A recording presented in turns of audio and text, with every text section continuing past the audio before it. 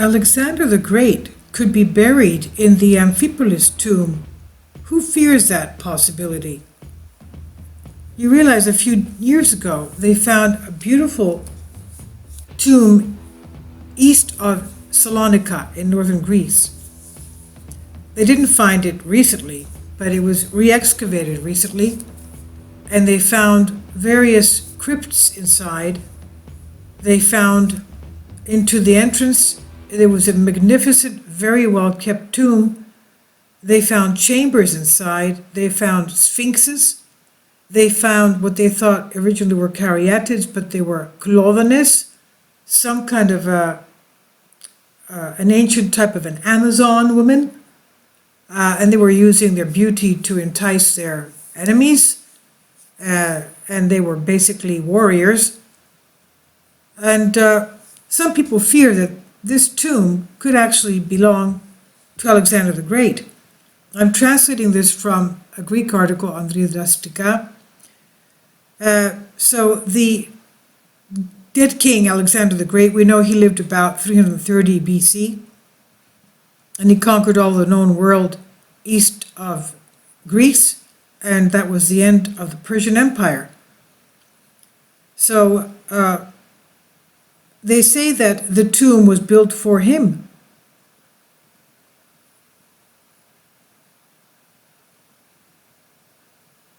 And that the tomb was his actual burial place is somewhere in this tomb. But they refused to search for it. I have no psychosis with Alexander the Great, just as many elements of his behavior have occasionally been criticized. But just like Arian, I have forgotten him for one reason only. He did it because of his youthful impulse, which drove him into action, which he himself regretted. Have you thought about what all men did in our 19 to 25 years? Either we were studying, or we were in the army, or we were generally looking. He was king at 19, and at 25 he was the ruler of the then known world. Let's also remember that he was prophesied about in the book of Daniel. He was the little horn that would do away with the big horn, meaning, of course, the king of Persia. Now, that prophecy was given to the prophet Daniel by Archangel Gabriel. Now, going back to this article, as a researcher who has deepened the mysteries of the world, I've learned to filter information and can figure out if someone is telling the truth or not. I look closely at the Amphipolis strokes and have come to a single conclusion. They work for us normally. They think we are eating weed. In other words, they think we're animals that eat the grass, that we have no brains, let's put it that way. Having read the biography of the great soldier from various sources, he was always concerned with the mystery concerning his tomb. Oh, I have to also tell you, okay, he knew of the prophecy of the Old Testament from the book of Daniel. How did he know for sure? Because when he conquered the East, the Near East, he went to the Temple of Solomon in Jerusalem. We're talking about 330 BC. Okay? That was before the Maccabees. The Maccabees were about 150, 160 BC. So he went to the Temple of Solomon, and the high priests told him of in Jerusalem, they told him of the prophecy of the prophet Daniel concerning him. So he knew about that prophecy, that he would die early, that his kingdom would only last 10 years, and the heirs to his kingdom would not be his heirs, but his kingdom would be separated to 4 generals, and that's exactly what happened. And so after Jerusalem, he went to Egypt, and he went to, there were a lot of Greeks there already in Egypt, and he went there. He also established the city of Alexandria in Egypt, But he asked the high priest there if he was a god. And they said, yes, you are the son of a god.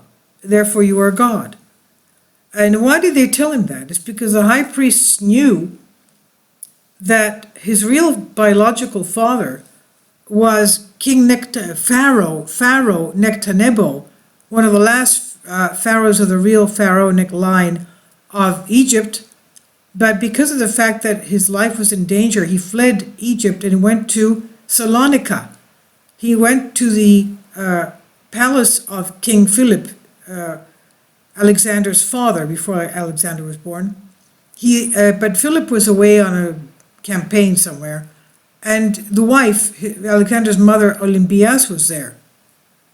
And Pharaoh Nectanebo pretended he was a magician from Egypt, from the Far East, from Egypt actually, and he was with her almost every day, and he supposedly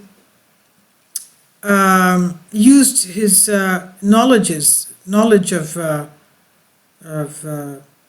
hallucinogenics, and came in to her, and he fathered Alexander the Great. The high priest knew of this, and that's why they called Alexander the Great a god, because they knew he was a biological son of the pharaoh Nectanebo, and therefore, because the pharaoh of Egypt was considered to be a god, quote unquote, that's why they called him a god.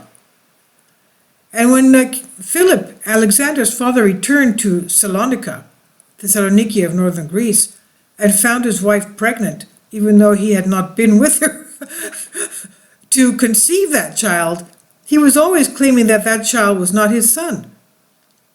And in fact, when he divorced Alexander's wife, mother, Olympias, married a younger woman, he did not want to give his kingdom, the heirship, to Alexander, because he considered him not of his offspring.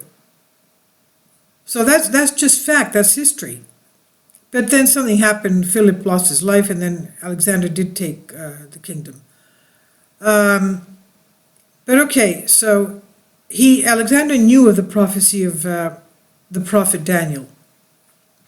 So he did prepare for his tomb, okay? Now, Amphipolis, what's so special about Amphipolis? The Amphipolis is where Alexander the Great had his navy. It's a beautiful little area with a bay, just east of Salonika, not far from Salonika. And it has a wonderful bay. And that's where he had his navy, and he used that navy to go towards the east. Some of the ships they even carried over land, supposedly. Now, okay, so going on with the article. Having read the biography of the great soldier, meaning Alexander the Great, from various sources, he was always concerned with the mystery with his tomb. Was it in Babylon, in Alexandria of Egypt? Was it in the Siva Desert, or somewhere in Macedonia? Anyway, I look at the case of Amphipolis, my logic leads me to conclude that the tomb of Alexander the Great is in Amphipolis. I saw K. Velopoulos by chance on November 26, 2014, on his show on Greek television, and he had been talking about Amphipolis all the time, about incredible theories, but I admit he's the only one who publicly unleashed the archaeologists in the Greek Ministry of Culture for a terrible cover-up, especially this fairy tale skeleton with the greatest villain of all time, that is the greatest villain of all time, and he does not digest anything with his brothers. The pen, the poor, the anonymous, and master of nothing is buried in the tomb twice as large as Vergina's great tomb of King Philip. Okay, the tomb of King Philip was found in Vergina, which is sort of south of Salonika. And the findings, the artifacts from the tomb of King Philip, are in the Thessalonica Ancient History Museum. And I have seen that collection. In fact, one of his legs, he had shin guards, and one of his legs was shorter than the other because of a terrible battle and fight he had. So that's why one shin guard was smaller than the other, because he was like limping because one leg was shorter than the other because of a battle. So the Amphipolis tomb is almost twice as big as the King Philip's tomb. And that's why this man here thinks that the Amphipolis tomb could have been very well been the tomb of Alexander the Great. So the tomb twice as large as Regina's great tomb that was for King Philip. Now, in order not to feel alone, they made him a 15-foot long marble lion, 2 sphinxes, 2 caryatids. They were not caryatids, they were clovones, because the caryatids don't have their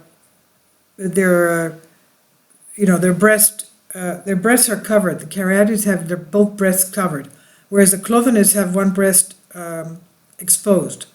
And they had a basket with snakes on top of their heads, the clovones.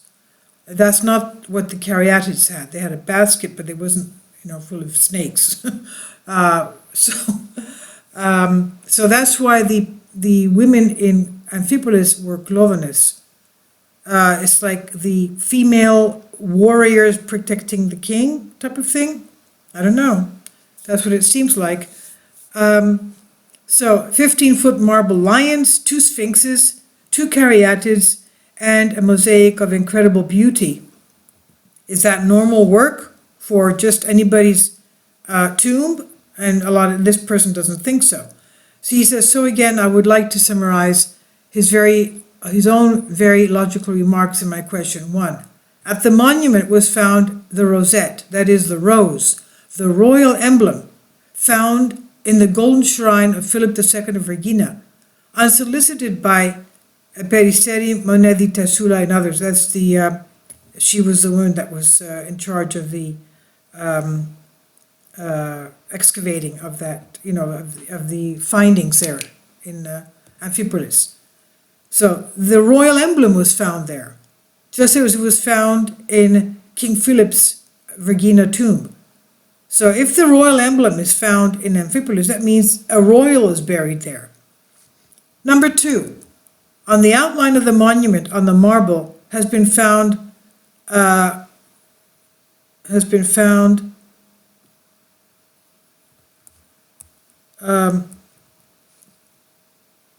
Dorothy King, as she pointed out, a relief of Alexander's monogram.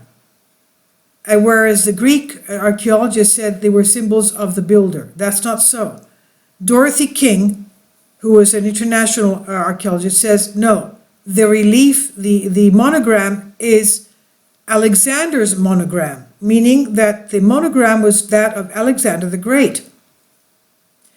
So I, as an engineer, and all my colleagues, when we put marks on a project, we build or supervise, we spray, paint, nail, etc. We don't make them universal, like what the dinosaur did at first unrecognizable points.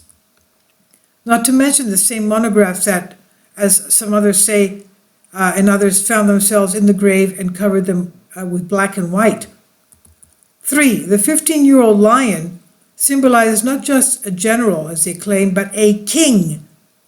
And such was only Alexander the Great. Have you thought how much the sculptor was paid to make this huge lion? Who paid him? He worked for 2 years and 20,000 tons of marble. And that's what we're told. So was the royal lion made for a humble but honest, anonymous dead person that they buried in this tomb? In the 3rd burial chamber? No. So, this person says, number 1, they found the rosette, that is the royal emblem, found in the golden shrine of Philip II, Alexander's father, in the tomb of Regina. Number 2, they found Alexander's monogram. And number 3, the huge marble lion of 20,000 tons of marble. Besides the fact that the tomb was twice as big as the tomb of King Philip. So that's why this person believes that the Amphipolis tomb must be that of Alexander the Great. They have not yet researched and excavated all the chambers that are in there. So he may be in there still. That's wonderful. That's wonderful news.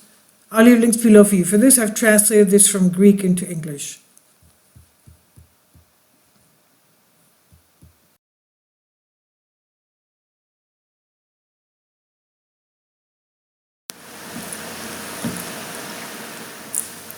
If you'd like to join me on my Patreon account, you will hear content not covered by mainstream media.